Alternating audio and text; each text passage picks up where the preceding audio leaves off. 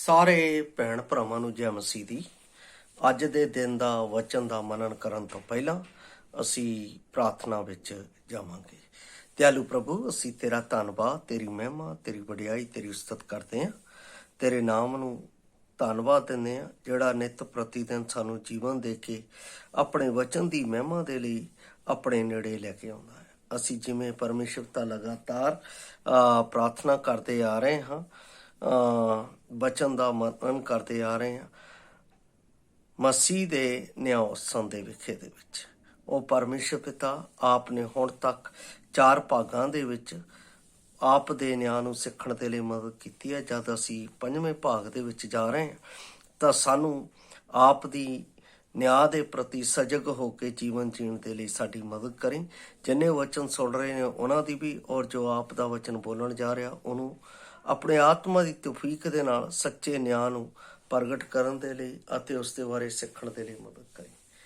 ਸਾਰਾ ਆਦਰ ਮਾਣ ਆਪ ਨੂੰ ਦਿੰਦੇ ਹੋਏ ਬੇਨਤੀ ਮਸੀਹ ਯਿਸੂ ਦੇ ਪਵਿੱਤਰ ਤੇ ਸਮਰਥੀ ਨਾਮ ਚ ਮੰਗਦੇ ਹਾਂ, ਆਮੀਨ।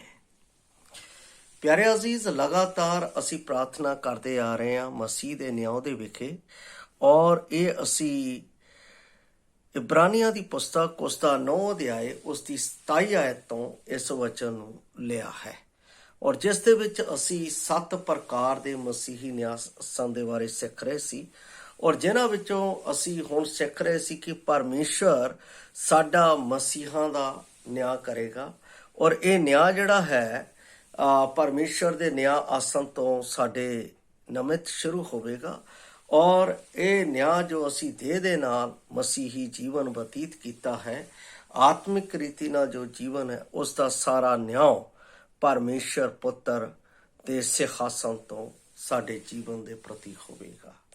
ਅੱਜ ਦਾ ਜੋ ਮੇਰਾ 5ਵੇਂ ਦਿਨ ਦਾ ਭਾਗ ਹੈ ਇਸ ਮਸੀਹ ਦੇ ਨਿਆਂ ਦੇ ਵਿਖੇ, ਉਹ ਹੈ ਮਸੀਹ ਸਾਡੇ ਨਿਆਂ ਨੂੰ ਜੋ ਕੁਝ ਅਸੀਂ ਦੇਹੀ ਨਾਲ ਕੀਤਾ ਸਭ ਕੁਝ ਪ੍ਰਗਟ ਕਰੇਗਾ। ਇੱਥੇ ਮੈਂ ਆਪ ਦਾ ਧਿਆਨ ਜਦੋਂ 5 ਅਧਿਆਏ ਉਸ ਦੀ 10 ਆਇਤ ਨੂੰ ਪੜ੍ਹਦਾ ਹਾਂ, ਜਿੱਥੇ ਲਿਖਿਆ ਹੈ, ਕਿਉਂ ਜੋ ਅਸਾਂ ਸਭਨਾਂ ਨੇ ਮਸੀਹ ਦੇ ਨਿਆਂ ਦੇ ਸਿੰਘਾਸਨ ਦੇ ਅੱਗੇ ਪ੍ਰਗਟ ਹੋਣਾ ਹੈ। ਦੂਸਰਾ ਕਰੰਥੀਆਂ 5 ਦਾ 10। ਭਾਈ ਹਰੇਕ ਨੂੰ ਉਸਨੇ ਜੋ ਦੇਹੀ ਵਿੱਚ ਕੀਤਾ, ਭਾਵੇਂ ਭਲਾ ਭਾਵੇਂ ਬੁਰਾ, ਆਪੋ ਆਪਣੀਆਂ ਕਰਨੀਆਂ ਦੇ ਅਨੁਸਾਰ ਉਹ ਫਲ ਭੋਗੇਗਾ। ਇੱਥੇ ਜੋ ਸ਼ਬਦ ਪ੍ਰਗਟ ਆਇਆ ਹੈ, ਇਹ ਨਿਆਂ ਦੇ ਵਿਖੇ ਹੈ।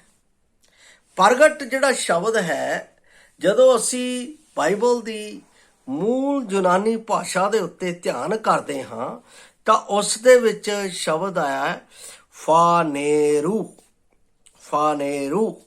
ਇਹ ਜਿਹੜਾ ਸ਼ਬਦ ਹੈ, ਇਹ ਦੂਸਰਾ ਕਰੰਥੀਆਂ 5 ਦੇ 10 ਵਿੱਚ ਅਸੀਂ ਪੜ੍ਹਿਆ ਹੈ, ਔਰ ਇਸ ਦਾ ਅਰਥ ਹੈ ਖੁੱਲਮ ਖੁੱਲਾ ਜਾਂ ਜਨਤਕ ਤੌਰ ਤੇ ਪ੍ਰਗਟ ਹੋਣਾ।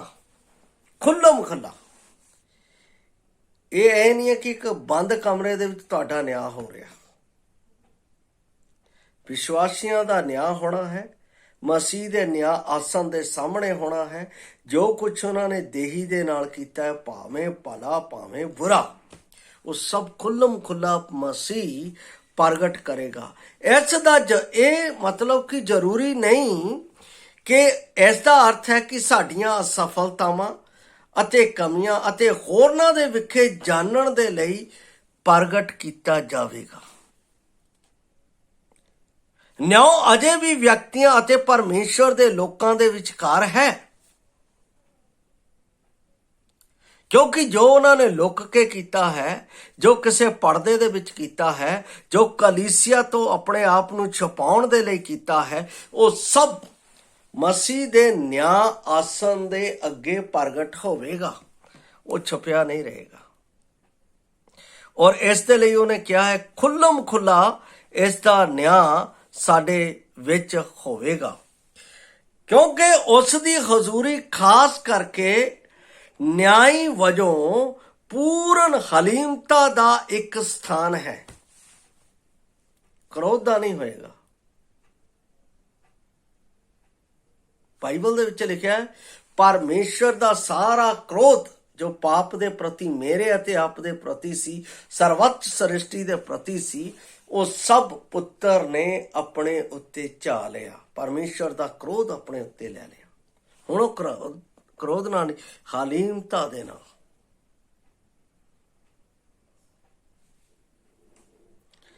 ਸਿਰਫ ਇਕੱਲੇ ਇਸ ਮਕਸਦ ਵਿੱਚ ਜਿਨ੍ਹਾਂ ਦੇ ਬਾਰੇ ਅਸੀਂ ਪੂਰੀ ਤਰ੍ਹਾਂ ਨਹੀਂ ਜਾਣਦੇ ਸਨ, ਉਸ ਦੇ ਵਿੱਚ ਸਾਡੇ ਗੁਪਤ ਪਾਪਾਂ ਦਾ ਪ੍ਰਗਟੀਕਰਨ ਖੁੱਲਮ ਖੁੱਲਾ ਹੋਵੇਗਾ।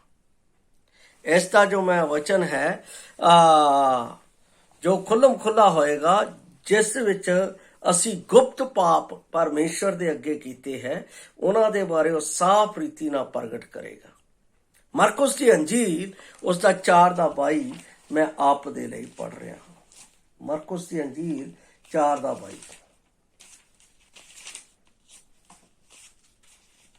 ਇੱਥੇ ਲਿਖਿਆ 4:22 ਦੇ ਵਿੱਚ, ਕੋਈ ਵਸਤ ਗੁਪਤ ਨਹੀਂ, ਪਰ ਇਸ ਲਈ ਜੋ ਉਹ ਪ੍ਰਗਟ ਕੀਤੀ ਜਾਏ, ਅਤੇ ਨਾ ਕੋਈ ਵਸਤ ਛਿਪਾਈ ਗਈ, ਪਰ ਇਸ ਲਈ ਜੋ ਉਹ ਉਜਾਗਰ ਹੋਵੇ। ਪਰਮੇਸ਼ਰ ਪੁੱਤਰ ਸਾਫ਼ ਰੀਤੀ ਨਾਲ ਜਦੋਂ ਖੁਸ਼ਖਬਰੀ ਦਾ ਪ੍ਰਚਾਰ ਕਰਨਾ ਸ਼ੁਰੂ ਕੀਤਾ ਸੀ, ਤਾਂ ਉਹ ਯਹੂਦੀਆਂ ਅਤੇ ਆਪਣੇ ਲੋਕਾਂ ਦੇ ਵਿੱਚ ਇਸ ਗੱਲ ਨੂੰ ਪ੍ਰਗਟ, ਕੋਈ ਗੱਲ ਛੁਪਾਈ ਹੋਈ ਨਹੀਂ, ਕੋਈ ਗੱਲ ਗੁੱਝੀ ਨਹੀਂ ਜਿਹੜੀ ਪ੍ਰਗਟ ਨਾ ਕੀਤੀ ਜਾਵੇ।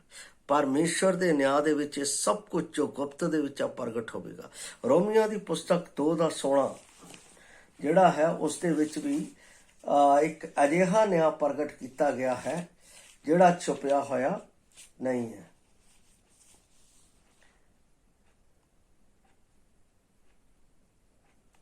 ਦੋ ਦਾ 16 ਇੱਥੇ ਲਿਖਿਆ ਹੋਇਆ ਹੈ, ਉਸ ਦਿਨ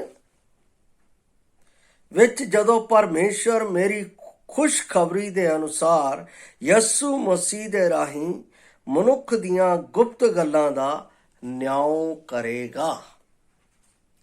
ਰੋਮ ਦੇ ਲੋਕਾਂ ਨੂੰ ਪਰਮੇਸ਼ਰ ਨੇ ਸਾਫ਼ ਰੀਤੀ ਨਾਲ ਕਿਹਾ ਕਿ ਜੋ ਕੁਝ ਤੁਸੀਂ ਗੁਪਤ ਦੇ ਵਿੱਚ ਕਰ ਰਹੇ, ਤੁਹਾਨੂੰ ਪਤਾ ਨਹੀਂ ਲੱਗ ਰਿਹਾ ਜਾਂ ਕਿਸੇ ਨੂੰ ਪਤਾ ਨਹੀਂ ਲੱਗ ਰਿਹਾ, ਗਲਤ ਹੈ। ਜਿਸ ਤਰ੍ਹਾਂ ਕੁਰੰਥ ਦੇ ਵਿੱਚ ਬਹੁਤ ਸਾਰੇ ਲੋਕ ਅਰਤਿਮਾਸ, ਜਿਹੜੀ ਆਪਣਾ ਦੇਵੀ ਡਾਇਨਾ ਸੀ, ਜਿਹੜੀ ਇੱਕ ਵੇਸ਼ਿਆ ਸੀ, ਉਸ ਦੀ ਉਹ ਮੂਰਤੀ ਬਣਾ ਕੇ ਪੂਜਾ ਕਰਦੇ ਸੀ, ਕਿਉਂਕਿ ਉਹ ਆਪਣਾ ਜੋ ਪੈਸਾ ਧੰਦੇ 'ਚ ਕਮਾਉਂਦੀ ਸੀ, ਉਹ ਭਲਾਈ ਦੇ ਲਈ ਕਰਦੀ ਸੀ। ਉਸ ਦੇ ਚੌਂਕਾਂ ਦੇ ਉੱਤੇ ਮੂਰਤੀ ਬਣੀ ਹੋਈ ਸੀ। ਉਹ ਕਈ ਵਿਸ਼ਵਾਸੀਆਂ ਦੇ ਘਰਾਂ ਦੇ ਵਿੱਚ ਪੌਲਸ ਰਸੂਲ ਉਹਨਾਂ ਨੂੰ ਝਿੜਕਦਾ ਹੈ। ਕਈ ਵਿਸ਼ਵਾਸੀਆਂ ਦੇ ਘਰਾਂ ਦੇ ਵਿੱਚ ਵੀ ਉਹ ਆਪਣਾ ਸਾਹਮਣੇ ਰੱਖੀ ਜਾਂਦੀ ਸੀ। ਜਿਸ ਤਰ੍ਹਾਂ ਅਸੀਂ ਅੱਜ ਦੇ ਸਮੇਂ ਦੇ ਵਿੱਚ ਕਈ ਘਰਾਂ ਦੇ ਵਿੱਚ ਜਦੋਂ ਜਾਂਦੇ ਹਾਂ, ਤਾਂ ਉਹਨਾਂ ਦੇ ਆਪਣਾ ਇੱਕ ਅਜਿਹੇ ਵਿਅਕਤੀ ਦੀ ਤਸਵੀਰ ਮਿਲਦੀ ਹੈ ਜਿਹੜਾ ਮੋਟਾ ਹੁੰਦਾ, ਉਹਨਾਂ ਨੇ ਆਪਣਾ ਪੂਰਬ ਦੇ ਵੱਲ ਉਹਦਾ ਮੂੰਹ ਰੱਖਿਆ ਹੁੰਦਾ, ਇਸ ਲਈ ਕਿ ਸਾਡੇ ਘਰ ਦੇ ਵਿੱਚ ਪੈਸਾ ਆਵੇ, ਸਾਡੇ ਘਰ ਦੇ ਵਿੱਚ ਕੀ ਕਹਿੰਦੇ ਕੰਮ ਦੇ ਸਾਧਨ ਖੁੱਲਣ। ਪਿਆਰੋ, ਇਹ ਸਭ ਨਾਸ਼ਵਾਨ ਗੱਲਾਂ ਹੈ।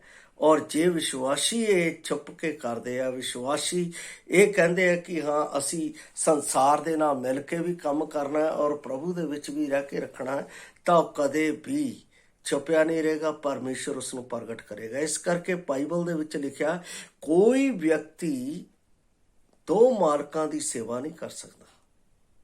ਇੱਕ ਨੂੰ ਉਹ ਤਾਂ ਖੁਸ਼ ਕਰੇਗਾ, ਦੂਸਰੇ ਦੀ ਨੁਕਤਾਚੀਨੀ ਕਰੇਗਾ। ਸਭ ਪਰਮੇਸ਼ਰ ਪ੍ਰਗਟ ਕਰ ਦੇਗਾ। ਵਿਸ਼ਵਾਸੀਆਂ ਦੇ ਵਿੱਚ ਇਹ ਗੱਲ ਹੈ, ਉਹ ਇੱਕ ਨੂੰ ਪਿਆਰ ਕਰਦੇ ਆ, ਦੂਸਰੇ ਨੂੰ ਨਫ਼ਰਤ ਕਰਦੇ ਆ। ਪਰ ਦੇਖਿਆ ਜਾਵੇ ਤਾਂ ਸਾਰਿਆਂ ਦੇ ਸਾਹਮਣੇ ਬੜੇ ਹੱਸ ਕੇ ਖੁੱਲ੍ਹ ਕੇ ਬੋਲਦੇ ਆ। ਪਰ ਯਾਦ ਰੱਖਣਾ, ਇੱਕ ਦਿਨ ਉਹ ਨਿਆਂ ਜਿਹੜਾ ਹੈ ਪਰਮੇਸ਼ਰ ਸਭ ਦੇ ਸਾਹਮਣੇ ਖੁੱਲ੍ਹਮ ਖੁੱਲ੍ਹਾ ਕਰੇਗਾ ਔਰ ਉੱਥੇ ਸਾਨੂੰ ਕਿਸੇ ਵੀ ਪ੍ਰਕਾਰ ਦਾ ਉਜ਼ਰ ਬਹਾਨਾ ਨਹੀਂ ਮਿਲੇਗਾ। ਇਸ ਲਈ ਗੁਪਤ ਪਾਪਾਂ ਦਾ ਨਿਆਂ ਜਿਹੜਾ ਹੈ, ਗੁਪਤ ਕੰਮਾਂ ਦਾ ਨਿਆਂ ਜਿਹੜਾ ਹੈ, ਪਰਮੇਸ਼ਰ ਵਿਸ਼ਵਾਸੀਆਂ ਦਾ ਕਰੇਗਾ। ਉਸ ਤੋਂ ਬਾਅਦ ਦੂਸਰੀ ਗੱਲ ਜਿਹੜਾ ਪਰਮੇਸ਼ਰ ਗੁਪਤ ਗੱਲਾਂ ਦੇ ਵਿੱਚ ਨਿਆਂ ਕਰੇਗਾ, ਸਾਡੇ ਚਰਿੱਤਰ ਦੇ ਪ੍ਰਤੀ। ਕਈ ਲੋਕ ਵਿਸ਼ਵਾਸ ਦੇ ਵਿੱਚ ਹੋ ਕੇ ਆਪਣੇ ਚਰਿੱਤਰ ਦੇ ਨਾਲ ਗੰਦਾ ਕੰਮ ਕਰਦੇ ਆ, ਰੰਗ ਰਲੀਆਂ ਮਨਾਉਂਦੇ ਆ, ਲੀਲਾ ਕ੍ਰੀੜਾ ਦੇ ਕੰਮ ਕਰਦੇ ਆ, ਛੇੜਖਾਨੀ ਦਾ ਕੰਮ ਕਰਦੇ ਆ, ਪੂਰੀ ਨਿਗਾਹ ਦਾ ਕੰਮ ਕਰਦੇ ਆ। ਇਹ ਸਭ ਪਰਮੇਸ਼ਰ ਅਸ਼ਲੀਲ ਚਰਿੱਤਰ ਦਾ ਨਿਆਂ ਜੋ ਉਹਨਾਂ ਨੇ ਗੁਪਤ ਦੇ ਵਿੱਚ ਕੀਤਾ ਹੈ, ਆਪਣੇ ਨਿਆਂ ਦੇ ਸਿੰਘਾਸਨ ਦੇ ਉੱਤੇ ਉਸ ਨੂੰ ਪ੍ਰਗਟ ਕਰੇਗਾ।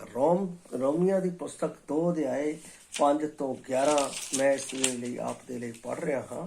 ਇੱਥੇ ਲਿਖਿਆ ਹੈ, ਸਗੋਂ ਆਪਣੀ ਕਠੋਰਤਾਈ ਅਤੇ ਪਰਤਾਵੇ ਤੋਂ ਰਹਿਤ ਮਨ ਦੇ ਅਨੁਸਾਰ ਉਸ ਦਿਨ ਜਦੋਂ ਪਰਮੇਸ਼ਰ ਦਾ ਕ੍ਰੋਧ ਸੱਚਾ ਨਿਆਂ ਪ੍ਰਗਟ ਹੋਵੇਗਾ, ਆਪਣੇ ਲਈ ਕ੍ਰੋਧ ਇਕੱਠਾ ਕਰੀ ਜਾਣਾ ਹੈ। ਉਸ ਹਰੇਕ ਨੂੰ ਉਹਦੀਆਂ ਕਰਨੀਆਂ ਦੇ ਅਨੁਸਾਰ ਫਲ ਦੇਵੇਗਾ। ਜਿਹੜੇ ਸ਼ੁਭ ਕਰਮ ਵਿੱਚ ਦ੍ਰਿੜ ਹੋ ਕੇ ਮਹਿਮਾ, ਆਦਰ ਅਤੇ ਅਵਿਨਾਸ਼ ਨੂੰ ਭਾਲਦੇ ਹਨ, ਉਹਨਾਂ ਨੂੰ ਸਦੀਪਕ ਜੀਵਨ ਦੇਵੇਗਾ।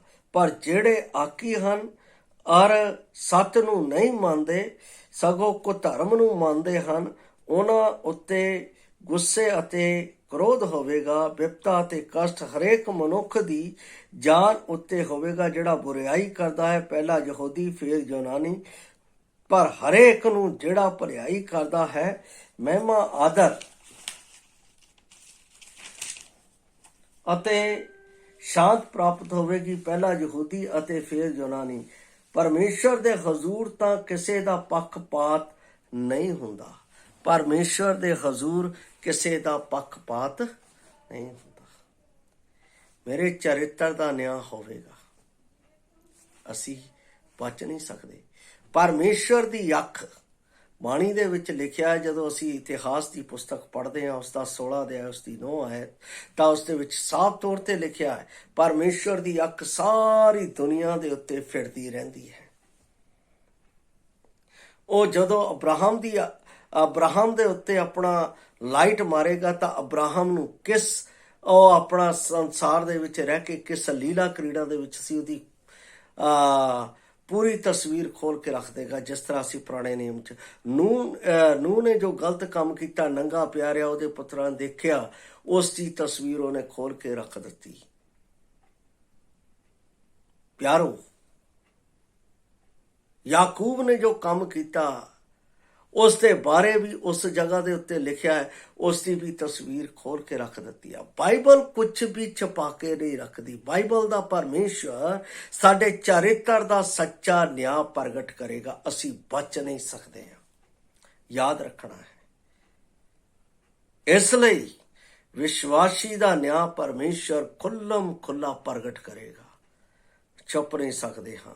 ਉਸ ਤੋਂ ਬਾਅਦ ਦੂਸਰਾ, ਸਾਡੇ ਸ਼ਬਦ ਜੋ ਅਸੀਂ ਮੂੰਹ ਨਾਲ ਬੋਲਦੇ ਹਾਂ, ਕਈਆਂ ਨੂੰ ਸਾਡੇ ਮੁੱਖ ਦੇ ਵਿੱਚੋਂ ਗਾਲਾਂ ਨਿਕਲਦੀਆਂ, ਬੁਰੇ ਸ਼ਬਦ ਨਿਕਲਦੇ ਆ, ਦੋਸ਼ ਦੇ ਸ਼ਬਦ ਨਿਕਲਦੇ ਆ, ਬੁਰਾਈ ਦੇ ਸ਼ਬਦ ਨਿਕਲਦੇ ਆ, ਨਿੰਦਾ ਦੇ ਸ਼ਬਦ ਨਿਕਲਦੇ ਆ, ਚੁਗਲੀ ਦੇ ਸ਼ਬਦ ਇਹਨਾਂ ਸ਼ਬਦਾਂ ਦਾ ਵੀ ਨਿਆਂ ਪਰਮੇਸ਼ਵਰ ਮੇਰੇ ਅਤੇ ਆਪ ਦੇ ਜੀਵਨ ਦੇ ਵਿੱਚ ਕਰੇਗਾ। ਮਤੀ ਦੀ ਅੰਜੀਲ 12 ਅਧਿਆਇ ਉਹਦੀ 36 ਅਤੇ 37 ਆਇਤ ਨੂੰ ਮੈਂ ਆਪ ਦੇ ਲਈ ਪੜ੍ਹ ਰਿਹਾ ਹਾਂ। ਮਤੀ ਦੀ ਅੰਜੀਲ 12 ਅਧਿਆਇ 36 ਅਤੇ 37 ਆਇਤ ਇੱਥੇ ਲਿਖਿਆ ਹੈ, ਕਹਿੰਦਾ ਹੈ, ਪਰ ਮੈਂ ਤੁਹਾਨੂੰ ਆਖਦਾ ਹਾਂ, ਭਾਈ ਮਨੁੱਖ ਹਰੇਕ ਅਕਰਥ ਗੱਲ ਜੋ ਬੋਲਣ, ਨਿਆਂ ਦੇ ਦਿਨ ਉਹਦਾ ਹਿਸਾਬ ਦੇਣਗੇ। ਇਸ ਲਈ ਜੋ ਤੂੰ ਆਪਣੀਆਂ ਗੱਲਾਂ ਤੋਂ ਧਰਮੀ ਅਤੇ ਆਪਣੀਆਂ ਗੱਲਾਂ ਤੋਂ ਦੋਸ਼ੀ ਠਹਿਰਾਇਆ ਜਾਵੇਗਾ। ਜੋ ਬੋਲਣ, ਸਾਡੇ ਬੋਲਣ ਦਾ ਵੀ ਇੱਕ ਨਿਆਂ ਪਰਮੇਸ਼ਰ ਨੇ ਰੱਖਿਆ ਹੋਇਆ ਵਿਸ਼ਵਾਸੀ ਦਾ। ਛੁਪ ਛੁਪ ਕੇ ਅਸੀਂ ਕੀ ਗੱਲਾਂ ਕਰਦੇ ਹਾਂ, ਕਿਹੜੀਆਂ ਗੱਲਾਂ ਕਰਦੇ ਹਾਂ, ਕੀ ਸਾਡੇ ਬਾਰੇ। ਮੈਨੂੰ ਕਈ ਵਾਰ ਮੈਂ ਕਈ ਜਗ੍ਹਾ ਦੇ ਉੱਤੇ ਜਾਣਾ ਸਾਂ, ਤਾਂ ਮੈਨੂੰ ਕਈ ਆਪਣਾ ਬੰਦਿਆਂ ਨੇ ਕਿਹਾ, ਭਾਜੀ, ਬ੍ਰਦਰ, ਅੰਕਲ ਜੀ, ਉਹ ਤੁਹਾਡੇ ਬਾਰੇ ਇੱਦਾਂ ਬੋਲਦੇ। ਪਰ ਕਦੇ ਵੀ ਮੈਂ ਉਹਨਾਂ ਦੇ ਨਾਲ ਇਹ ਗੱਲ ਨਹੀਂ ਕਹੀ ਕਿ ਉਹ ਮੇਰੇ ਬਾਰੇ ਇੱਦਾਂ ਬੋਲਦੇ ਆ। ਮੈਂ ਆਪਣੇ ਜੀਵਨ ਨੂੰ ਕੀ ਕਹਿੰਦਾ, ਮੇਰਾ ਨਿਆਂ ਮੇਰਾ ਪਰਮੇਸ਼ਰ ਕਰੇਗਾ। ਕਿਉਂਕਿ ਜੋ ਕੁਝ ਵੀ ਅਸੀਂ ਬੋਲਦੇ ਹਾਂ, ਜੋ ਕੁਝ ਵੀ ਸਾਡੇ ਮੁੱਖ ਦੇ ਵਿੱਚੋਂ ਨਿਕਲਦਾ ਹੈ, ਉਸ ਇੱਕ ਇੱਕ ਸ਼ਬਦ ਨੂੰ ਪਰਮੇਸ਼ਰ ਫਿਲਮ ਬਣਾ ਕੇ ਸਾਡੇ ਸਾਹਮਣੇ ਪ੍ਰਗਟ ਕਰ ਦੇਗਾ। ਉਹ ਸਮਾਂ, ਉਹ ਦ੍ਰਿਸ਼ ਸਾਡੇ ਸਾਹਮਣੇ ਆ ਜਾਏਗਾ, ਕਿਉਂਕਿ ਪਰਮੇਸ਼ਰ ਇਸ ਸ੍ਰਿਸ਼ਟੀ ਦਾ ਕਰਤਾ ਹੈ। ਉਹ ਇੱਕ ਇੱਕ ਸ਼ਬਦ ਜੋ ਮੈਂ ਬੋਲੇ ਆ, ਉਹਨਾਂ ਦਾ ਨਿਆਂ ਮੇਰੇ ਅੱਗੇ ਪ੍ਰਗਟ ਕਰੇਗਾ। ਬਾਈਬਲ ਦੇ ਵਿੱਚ ਇੱਕ ਹੋਰ ਗੱਲ ਜਿਹੜੀ ਹੈ, ਮੈਂ ਵਿਸ਼ਵਾਸੀ ਦੇ ਜੀਵਨ ਦੇ ਬਾਰੇ ਕੋਲੋਸੀਆਂ ਦੀ ਪੁਸਤਕ ਉਸ ਦਾ 3 ਅਧਿਆਏ ਦੇ ਵਿੱਚੋਂ ਮੈਂ ਆਪ ਦੇ ਲਈ ਪੜ੍ਹ ਰਿਹਾ ਹਾਂ। ਇੱਥੇ ਕਹਿੰਦਾ, ਇਸ ਲਈ ਤੁਸੀਂ ਆਪਣੇ ਅੰਗਾਂ ਨੂੰ ਜੋ ਧਰਤੀ ਉੱਤੇ ਹਨ ਮਾਰ ਸੁੱਟੋ, ਅਰਥਾਤ ਹਰਾਮਕਾਰੀ, ਗੰਦਮੰਦ ਕਾਮਨਾ, ਬੁਰੀ ਇੱਛਾ ਅਤੇ ਲੋਭ, ਜਿਹੜਾ ਮੂਰਤੀ ਪੂਜਾ ਹੈ। ਇਹਨਾਂ ਗੱਲਾਂ ਦੇ ਕਾਰਨ ਪਰਮੇਸ਼ਰ ਦਾ ਕ੍ਰੋਧ ਅਨਆਗਿਆਕਾਰੀ ਪੁੱਤਰਾਂ ਦੇ ਉੱਤੇ ਪੈਂਦਾ ਹੈ। ਇਹਦਾ ਮਤਲਬ ਪਰਮੇਸ਼ਰ ਸਾਡੇ ਜੀਵਨ 'ਚ। ਫਿਰ ਅੱਗੇ ਇੱਕ ਗੱਲ ਹੋਰ ਕਹਿੰਦਾ ਹੈ, ਜਦੋਂ ਅਸੀਂ ਵਿਸ਼ਵਾਸੀ ਹਾਂ ਤਾਂ ਉਹ ਸਾਨੂੰ ਕੀ ਕਹਿੰਦਾ ਹੈ, ਉਹਨਾਂ ਦੇ ਬਾਰੇ ਕਹਿੰਦਾ, ਪਰ ਹੁਣ ਤੁਸੀਂ ਸਾਰੀਆਂ ਗੱਲਾਂ ਨੂੰ ਅਰਥਾਤ ਕੋਪ, ਕ੍ਰੋਧ, ਬਦੀ, ਦੁਰਵਚਨ ਅਤੇ ਆਪਣੇ ਮੂੰਹੋਂ ਗੰਦੀਆਂ ਗਾਲਾਂ ਕੱਢਣੀਆਂ ਛੱਡ ਦਿਓ। ਇਹਨਾਂ ਸ਼ਬਦਾਂ ਦਾ ਨਿਆਂ ਹੋਣਾ ਹੈ ਜੋ ਅਸੀਂ ਬੋਲਦੇ ਹਾਂ। ਬੁਰੀ ਗੱਲ ਸਾਡੇ ਵਿੱਚੋਂ ਨਿਕਲਦੀ ਹੈ, ਬੁਰੀ ਗੱਲ ਸਾਡੇ ਮੂਹਰੇ ਆਉਂਦੀ ਹੈ, ਇੱਕ ਇੱਕ ਗੁੱਝੀ ਗੱਲ ਦਾ ਪਰਮੇਸ਼ਰ ਨਿਆਂ ਕਰੇਗਾ।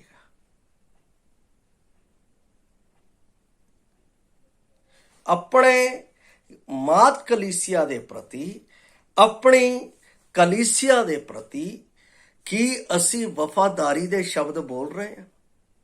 ਜੋ ਸਾਨੂੰ ਸਿਖਾਉਂਦਾ ਹੈ, ਜੋ ਸਾਨੂੰ ਸਮਝਾਉਂਦਾ ਹੈ, ਜੋ ਸਾਡੇ ਜੀਵਨ ਦੇ ਬਾਰੇ ਚਿੰਤਾ ਕਰਦਾ ਹੈ, ਉਸ ਦੇ ਬਾਰੇ ਸਾਡੇ ਵਿਚਾਰ ਕਿੱਦਾਂ ਦੇ ਹੈ, ਉਸ ਦੇ ਬਾਰੇ ਸਾਡੇ ਮੁਖ ਦੇ ਵਿੱਚੋਂ ਸ਼ਬਦ ਕਿਸ ਤਰ੍ਹਾਂ ਦੇ ਨਿਕਲਦੇ ਆ, ਇੱਕ ਇੱਕ ਗੁੱਝੀ ਗੱਲ ਦਾ ਪਰਮੇਸ਼ਰ ਨਿਆਂ ਲਏਗਾ। ਮੈਂ ਵੀ ਉਹਦੇ ਵਿੱਚੋਂ ਮੈਂ ਨਹੀਂ ਬਚ ਸਕਦਾ। ਉਹ ਸਾਰੀ ਕਿਤਾਬ ਉਹਦੇ ਮੂਹਰੇ ਖੁੱਲੀ ਹੋਈ ਹੈ। ਇਸ ਲਈ ਬਾਈਬਲ ਦੇ ਵਿੱਚ ਯਾਕੂਬ ਕੀ ਕਹਿੰਦਾ ਹੈ, ਮਨੁੱਖ ਬੋਲਣ ਦੇ ਵਿੱਚ ਧੀਰਾ, ਕ੍ਰੋਧ ਦੇ ਵਿੱਚ ਧੀਮਾ ਹੋਣਾ ਜ਼ਰੂਰੀ ਹੈ। ਸੁਣਨ ਦੇ ਵਿੱਚ ਕਾਲਾ ਹੋਣਾ ਚਾਹੀਦਾ, ਤੇ ਅਸੀਂ ਸੁਣਨ ਦੇ ਵਿੱਚ ਕਾਲੇ ਨਹੀਂ, ਬੋਲਣ ਦੇ ਵਿੱਚ ਫਟਾਫਟ ਜੋ ਆਉਂਦਾ ਹੈ ਬੋਲ ਦਿੰਦੇ। ਕ੍ਰੋਧ ਸਾਡੇ ਵੱਸ ਦੇ ਵਿੱਚ ਨਹੀਂ, ਉਹਦੇ ਵਿੱਚ ਅਸੀਂ ਆਪਣਾ ਨੁਕਸਾਨ ਕਰ ਬੈਠਦੇ ਹਾਂ। ਅਸੀਂ ਇਹ ਨਹੀਂ ਸੋਚਦੇ ਅਸੀਂ ਕੀ ਬੋਲਣ ਜਾ ਰਹੇ ਹਾਂ, ਕੀ ਕਰਨ ਜਾ ਰਹੇ ਹਾਂ। ਜੇ ਸਾਡੀ ਸੱਚਾਈ ਕਿਸੇ ਮੂਹਰੇ ਆ ਜਾਂਦੀ ਹੈ ਤਾਂ ਅਸੀਂ ਇੰਨੇ ਅੱਗ ਬਬੂਲਾ ਹੋ ਕੇ ਗਲਤ ਬੋਲ ਦਿੰਦੇ ਹਾਂ। ਅਸੀਂ ਇਹ ਨਹੀਂ ਯਾਦ ਕਰਦੇ ਇਸ ਸ਼ਬਦ ਦਾ ਵੀ ਪਰਮੇਸ਼ਰ ਮੇਰੇ ਜੀਵਨ ਦੇ ਵਿੱਚੋਂ ਆਪਣੇ ਨਿਆਂ ਆਸਨ ਦੇ ਉੱਤੇ ਉਹ ਹਿਸਾਬ ਲਵੇਗਾ, ਨਿਆਂ ਕਰੇਗਾ। ਨਿਆਂ ਤੋਂ ਅਸੀਂ ਬਚ ਨਹੀਂ ਸਕਦੇ। ਪਰਮੇਸ਼ਰ ਕਿਸੇ ਦਾ ਪੱਖਪਾਤ ਨਹੀਂ ਕਰੇਗਾ। ਇਸ ਲਈ ਇਸ ਜਗ੍ਹਾ ਦੇ ਉੱਤੇ ਦੱਸਦਾ ਹੈ ਸਾਡੇ ਸ਼ਬਦਾਂ ਦਾ ਵੀ ਨਿਆਂ ਹੋਵੇਗਾ। ਉਸ ਤੋਂ ਬਾਅਦ ਸਾਡੇ ਚੰਗੇ ਕੰਮ, ਜੋ ਅੱਛੇ ਕੰਮ ਅਸੀਂ ਕਿਸੇ ਦੇ ਲਈ ਕੀਤੇ ਆ ਵਿਸ਼ਵਾਸੀ ਹੋ ਕੇ, ਉਹਨਾਂ ਦਾ ਵੀ ਨਿਆਂ ਪਰਮੇਸ਼ਰ ਸਾਡੇ ਜੀਵਨ ਦੇ ਵਿੱਚ ਕਰੇਗਾ। ਅਫਸੀਆਂ ਦੀ ਪੁਸਤਕ ਉਸ ਦਾ 6 ਅਧਿਆਇ ਉਸ ਦੀ 8 ਹੈ।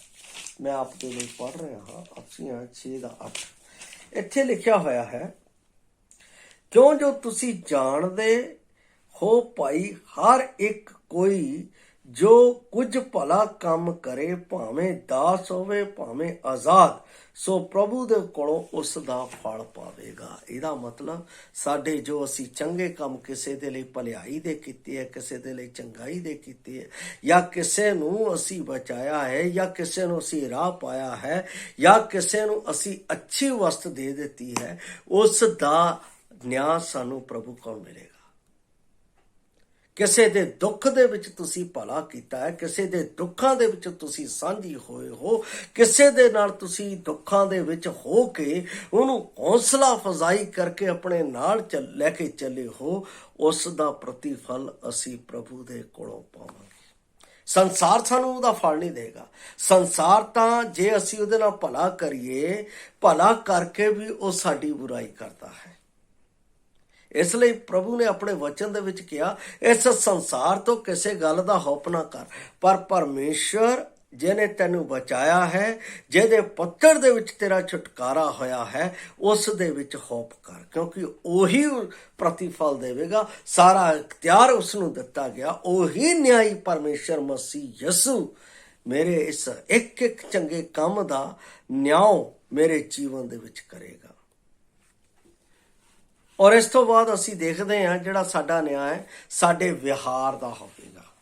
ਸਾਡਾ ਵਿਵਹਾਰ ਕਿੱਦਾਂ ਦਾ ਹੈ, ਅਸੀਂ ਕਿਸੇ ਨਾਲ ਵਰਤਦੇ ਕਿੱਦਾਂ ਦਾ ਹੈ। ਅਸੀਂ ਕਹਿੰਦੇ ਆ ਛੁਪਾ ਕੇ ਰੱਖੀਏ। ਮੈਂ ਵਿਹਾਰ ਦੀ ਗੱਲ ਕਰਦਾ, ਵਿਵਹਾਰ ਦੀ ਗੱਲ ਕਰਦਾ ਹਾਂ ਤਾਂ ਹੰਨਾ ਸਫੀਰਾ ਤੋਂ ਵਧੀਆ ਕੋਈ ਉਦਾਹਰਣ ਨਹੀਂ ਹੈ।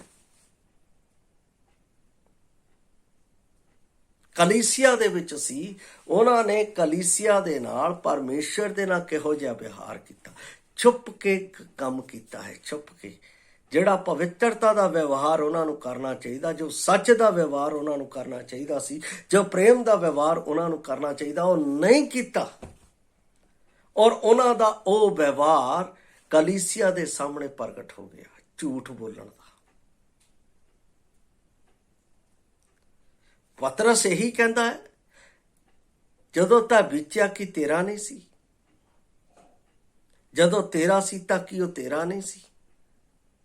ਤੂੰ ਪਰਮੇਸ਼ਰ ਦੇ ਆਤਮਾ ਨਾਲ ਕਿਉਂ ਝੂਠ ਬੋਲਿਆ? ਜਦ ਕਿ ਅਸੀਂ ਕਹਿੰਦੇ ਆ ਕਲੀਸਿਆ, ਆ ਕਲੀਸਿਆ ਦਾ ਘਰ ਇਹ ਸਾਰਿਆਂ ਦਾ ਸਾਂਝਾ ਹੈ। ਇਸ ਸਾਂਝੇ ਘਰ ਦੇ ਵਿੱਚ ਸਾਡਾ ਐਟੀਟਿਊਡ, ਸਾਡਾ ਵਿਹਾਰ ਕਿੱਦਾਂ ਦਾ? ਅਸੀਂ ਕਹਿੰਦੇ ਹਾਂ ਇੱਥੇ ਪਾਸਵਾਨ ਰਹਿੰਦਾ ਹੈ, ਇੱਥੇ ਪ੍ਰਚਾਰਕ ਰਹਿੰਦਾ, ਇੱਥੇ ਪ੍ਰਚਾਰਕ ਕੰਮ ਕਰਦਾ, ਇੱਥੇ ਪ੍ਰਚਾਰਕ ਵਚਨ, ਉਹਦੀ ਜ਼ਿੰਮੇਵਾਰੀ ਹੈ, ਸਾਡੀ ਕੋਈ ਗੱਲ ਨਹੀਂ ਹੈ। ਸਾਡਾ ਐਟੀਟਿਊਡ ਹੀ ਬਦਲ ਜਾਂਦਾ ਹੈ। ਫਿਰ ਇਸ ਘਰ ਦੇ ਪ੍ਰਤੀ ਸਾਡਾ ਐਟੀਟਿਊਡ ਜਿੱਦਾਂ ਘਰ ਦਾ ਹੁੰਦਾ ਉੱਦਾਂ ਨਹੀਂ, ਫਟਾਫਟ ਅਸੀਂ ਫਾਰਮੈਲਿਟੀਜ਼ ਕਰਕੇ ਨਿਕਲ ਜਾਂਦੇ ਹਾਂ। ਮੈਂ ਸਮਝਦਾ ਹਾਂ ਹੰਨਾ ਜਿਹੜੀ ਪਰਮੇਸ਼ਰ ਦੇ ਘਰ ਦੇ ਵਿੱਚ ਰਹਿੰਦੀ ਸੀ, ਉਹ ਆਪਣਾ ਕਿਸ ਤਰ੍ਹਾਂ ਪ੍ਰਭੂ ਘਰ ਨੂੰ ਸਜਾਉਂਦੀ ਅਤੇ ਸੰਵਾਰਦੀ ਸੀ, ਉਸ ਦੀ ਇੱਛਾ ਕਿੱਦਾਂ ਹੁੰਦੀ ਸੀ। ਮੈਂ ਇਸ ਜਦੋਂ ਮਸੀਹ ਦੇ ਵਿੱਚ ਨਹੀਂ ਸੀ, ਕਿੱਦਾਂ ਅਸੀਂ ਆਪਣੇ ਉਹਨਾਂ ਧਾਰਮਿਕ ਸਥਾਨਾਂ ਦੇ ਵਿੱਚ ਜਾਂਦੇ ਸੀ ਤੇ ਕਿੰਨੀ ਰੀਝ ਦੇ ਨਾਲ ਸਫਾਈ ਕਰਦੇ, ਇੱਕ ਡਸਟ ਤੱਕ ਦਾ ਵੀ ਅਸੀਂ ਕਣ ਉੱਥੇ ਰਹਿਣ ਨਹੀਂ ਦਿੰਦੇ। ਜਦੋਂ ਹੁਣ ਅਸੀਂ ਪ੍ਰਭੂ ਘਰ ਦੇ ਵਿੱਚ ਆ ਗਏ, ਪ੍ਰਭੂ ਦੇ ਵਿੱਚ ਆ ਗਏ, ਅਸੀਂ ਜ਼ਿਆਦਾ ਗਿਆਨੀ ਹੋ ਗਏ ਹਾਂ। ਹੁਣ ਸਾਨੂੰ ਇਹ ਲੋੜ ਨਹੀਂ ਕਿ ਅਸੀਂ ਸਫਾਈ ਕਰੀਏ। ਅਸੀਂ ਕੱਪੜੇ ਬੜੇ ਵਧੀਆ ਪਾਏ, ਇਹ ਸਾਡੇ ਕੱਪੜੇ ਨਾ ਖਰਾਬ ਹੋ ਜਾਣ, ਪਰ ਤੁਹਾਡਾ ਅੰਤःਕਰਨ ਹਜੇ ਵੀ ਉਹ ਗੰਦਾ ਹੈ, ਉਹ ਵਿਹਾਰ ਤੁਹਾਡਾ ਗੰਦਾ ਹੈ। ਆਪਣੇ ਵਿਹਾਰ ਨੂੰ ਮਸੀਹ ਦੇ ਵਿਹਾਰ ਦੇ ਵਿੱਚ ਜਦੋਂ ਅਸੀਂ ਆ ਗਏ, ਜੇ ਉਹਦੇ ਵਿੱਚ ਵੀ ਅਸੀਂ ਇਹ ਗਲਤ ਸੋਚ ਰੱਖ ਕੇ ਚੱਲ ਰਹੇ ਹਾਂ, ਤਾਂ ਯਾਦ ਰੱਖਣਾ ਪਰਮੇਸ਼ਰ ਸਾਡੇ ਇੱਕ ਇੱਕ ਬੁਰੇ ਵਿਵਹਾਰ ਦਾ, ਇੱਕ ਅੱਛੇ ਵਿਵਹਾਰ ਦਾ ਸਾਡੇ ਜੀਵਨ ਦੇ ਵਿੱਚ ਖੁੱਲਮ ਖੁੱਲਾ ਉਸ ਦਾ ਨਿਆਂ ਕਰੇਗਾ। ਜੇ ਚੰਗਾ ਹੈ ਤਾਂ ਸਾਡੇ ਲਈ ਅੱਛਾ ਪ੍ਰਤੀਫਲ ਹੋਵੇਗਾ, ਜੇ ਬੁਰਾ ਹੈ ਤਾਂ ਸਾਡੇ ਲਈ ਬੁਰਾ ਪ੍ਰਤੀਫਲ ਹੋਵੇਗਾ। ਬਚ ਤਾਂ ਜਾਵਾਂਗੇ, ਪਰ ਸੜਦਿਆਂ ਉਹਦਾ ਕੀ ਫਾਇਦਾ? ਮੈਂ ਬਾਰ-ਬਾਰ ਇਸ ਗੱਲ ਨੂੰ ਆਪ ਦੇ ਅੱਗੇ ਪ੍ਰਗਟ ਕਰ ਰਿਹਾ ਹਾਂ, ਔਰ ਇਸ ਦੇ ਬਾਰੇ ਜੋ ਹੈ ਮਤੀ 5:22 ਮੈਂ ਆਪ ਦੇ ਅੱਗੇ ਪੜ੍ਹ ਰਿਹਾ ਹਾਂ। ਉਸ ਦੇ ਵਿੱਚ ਪਰਮੇਸ਼ਵਰ ਪੁੱਤਰ ਜਦੋਂ ਪਹਾੜੀ ਉਪਦੇਸ਼ ਦੇ ਰਿਹਾ ਹੈ ਚੇਲਿਆਂ ਦੇ ਸਾਹਮਣੇ, ਸਾਰਿਆਂ ਦੇ ਸਾਹਮਣੇ, ਤਾਂ ਉਹ ਆਪਣੀ ਸੱਚਾਈ ਨੂੰ ਪ੍ਰਗਟ ਕਰ ਰਿਹਾ। 5:22 ਮੈਂ ਆਪ ਦੇ ਨਾਲ ਪੜ੍ਹ ਕੇ ਇਸ ਨੂੰ ਸਮਾਪਤ ਕਰਾਂਗਾ। 5:22 ਦੇ ਵਿੱਚ ਲਿਖਿਆ ਹੈ, ਪਰ ਮੈਂ ਤੈਨੂੰ ਆਖਦਾ ਹਾਂ ਭਾਈ, ਹਰੇਕ ਜੋ ਆਪਣੇ ਭਰਾ ਉੱਤੇ ਕ੍ਰੋਧ ਕਰੇ ਅਤੇ ਉਹ ਅਦਾਲਤ ਵਿੱਚ ਸਜ਼ਾ ਦੇ ਲਾਇਕ ਹੋਵੇਗਾ, ਅਤੇ ਜਿਹੜਾ ਆਪਣੇ ਭਰਾ ਨੂੰ ਗਾਲ ਦੇਵੇ ਉਹ ਸਭਾ ਦੇ ਵਿੱਚ ਸਜ਼ਾ ਦੇ ਲਾਇਕ ਹੋਵੇਗਾ, ਪਰ ਜਿਹੜਾ ਕਹੇ ਮੂਰਖਾ ਆਪਣੇ, ਉਹ ਅਗਨ ਦੇ ਨਰਕ ਦੀ ਸਜ਼ਾ ਦੇ ਲਾਇਕ ਹੋਵੇਗਾ। ਸਾਡਾ ਐਟੀਟਿਊਡ ਦੇ ਪ੍ਰਤੀ, ਸਾਡੇ ਵਿਵਹਾਰ ਦੇ ਪ੍ਰਤੀ ਇਹ ਨਿਆਂ ਹੈ ਬਾਈਬਲ ਦੇ ਵਿੱਚ। ਇਸ ਲਈ ਹੁਣ ਤੱਕ ਜੋ ਅਸੀਂ ਸਿੱਖਿਆ ਹੈ, ਉਸ ਦੇ ਲਈ ਮੈਂ ਆਪ ਨੂੰ ਦੱਸ ਰਿਹਾ, ਸਾਡੇ ਗੁਪਤ ਕੰਮਾਂ ਦਾ ਨਿਆਂ ਹੋਣਾ ਹੈ, ਔਰ ਗੁਪਤ ਕੰਮਾਂ ਤੋਂ ਬਾਅਦ ਸਾਡੇ ਚਰਿੱਤਰ ਦਾ ਨਿਆਂ ਹੋਣਾ ਹੈ, ਸਾਡੇ ਸ਼ਬਦਾਂ ਦਾ ਨਿਆਂ ਹੋਣਾ ਹੈ, ਔਰ ਸਾਡੇ ਚੰਗੇ ਕੰਮ ਦਾ ਨਿਆਂ ਹੋਣਾ ਹੈ, ਅਤੇ ਸਾਡੇ ਵਿਵਹਾਰ ਦਾ ਨਿਆਂ ਹੋਣਾ ਹੈ। ਕੱਲ ਅਸੀਂ ਹੋਰ ਗੱਲਾਂ ਦੇ ਬਾਰੇ ਦੇਖਾਂਗੇ, ਜਿਨ੍ਹਾਂ ਗੱਲਾਂ ਦਾ ਵਿਸ਼ਵਾਸੀਆਂ ਦਾ ਸਾਡਾ ਨਿਆਂ ਹੋਣਾ ਹੈ। ਇਸ ਤੋਂ ਪਹਿਲਾਂ ਕਿ ਉਹ ਨਿਆਂ ਪ੍ਰਗਟ ਹੋਵੇ, ਅੱਜ ਸਾਡੇ ਕੋਲ ਵੇਲਾ ਹੈ ਕਿ ਅਸੀਂ ਆਪਣੇ ਆਪ ਨੂੰ ਸੁਧਾਰਦੇ ਹੋਏ ਉਸ ਸੱਚੇ ਨਿਆਈ ਦੇ ਸਾਹਮਣੇ ਸਥਿਰ ਖੜੇ ਰਹੀਏ, ਜਿਸ ਦੇ ਬਾਰੇ ਪੌਲਸ ਕਹਿੰਦਾ ਹੈ ਕਿ ਮੈਂ ਆਪਣੀ ਦੌੜ ਮੁਕਾ ਛੱਡੀ, ਹੁਣ ਭਵਿੱਖ ਦੇ ਵਿੱਚ ਮੇਰੇ ਲਈ ਧਾਰਮਿਕਤਾ ਦਾ ਮੁਕਟ ਹੈ। ਉਹ ਨਿਆਈ ਪਰਮੇਸ਼ਰ ਮੈਨੂੰ ਦੇਵੇਗਾ, ਮੈਨੂੰ ਨਹੀਂ ਬਲਕਿ ਉਹਨਾਂ ਸਭਨਾਂ ਨੂੰ ਦੇਵੇਗਾ ਜਿਨ੍ਹਾਂ ਨੇ ਉਸ ਦੇ ਪ੍ਰਗਟ ਹੋਣ ਨੂੰ ਪਿਆਰਾ ਜਾਣ। ਇਸ ਲਈ ਪਿਆਰੋ, ਆਪਣੇ ਆਪ ਨੂੰ ਨਿਆਂ ਦੇ ਨਿਮਿਤ ਸੱਚਾਈ ਅਤੇ ਧਾਰਮਿਕਤਾ ਤੇ ਪ੍ਰੇਮ ਦੇ ਨਾਲ ਤਿਆਰੀ ਕਰੋ ਤਾਂ ਕਿ ਅਸੀਂ ਉਹਦੇ ਸਾਹਮਣੇ ਖੜੇ ਰਹਿ ਸਕੀਏ। ਤਦ ਤੱਕ ਦੇ ਲਈ ਮੈਂ ਆਪ ਦੇ ਨਾਲ ਅਲਵਿਦਾ ਹੁੰਦਾ ਹਾਂ। ਪ੍ਰਭੂ ਆਪ ਸਭ ਨੂੰ ਆਸ਼ੀਸ਼ ਦੇਵੇ। ਜੈ ਮਸੀਹ ਦੀ। ਮਾਰਾਨਾਥਾ।